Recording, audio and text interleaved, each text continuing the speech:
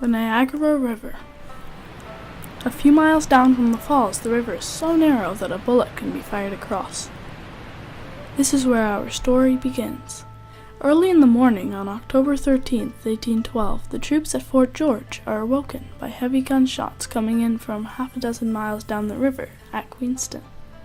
Sir Isaac Brock, aroused by the guns, leaves immediately for Queenston. He was in such a rush that he did not wait for help. Meanwhile, at Queenston, both sides are firing musket and cannonballs at each other.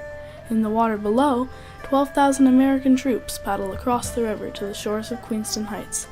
By chance, the Americans find a fisherman's path to the top of the escarpment and take a British-Canadian cannon. When Sir Isaac Brock arrives, the battle is going in the Americans' favor. Sir Isaac Brock realized that the cannon was what made the Americans start winning, so he rounded up many scattered troops and personally led an attack to take back the cannon. As he charged into battle with his sword drawn, he became an easy target and died within minutes. But the attack on the cannon succeeded, and the British took back the cannon. After Sir Isaac Brock was shot, Major General Roger Sheaffe takes command of the British troops and brings army reinforcements, including a native tribe of Mohawks. He attacks back strategically and forces the Americans to surrender. In conclusion, the American troops proved to be highly inexperienced in battle, and in spite of their large numbers, lose. The Americans had over 300 deaths and over 500 taken captive, while the victors lost only 28.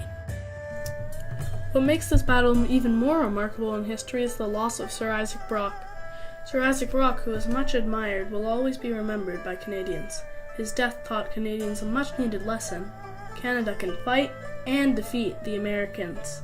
The Battle of Queenston Heights gave Canada hope and helped achieve victory in the War of 1812. If this battle was lost, the Americans would have gained control over Niagara and had an easy path into Canada. With this critical location, they could have potentially gone as far as winning the war. It is so important that today, 203 years later, we still reenact the battle every year on October 13th. Sir Isaac Brock was much remembered, so much that he has a city, a university, some streets, a few public buildings, and some parks named after him.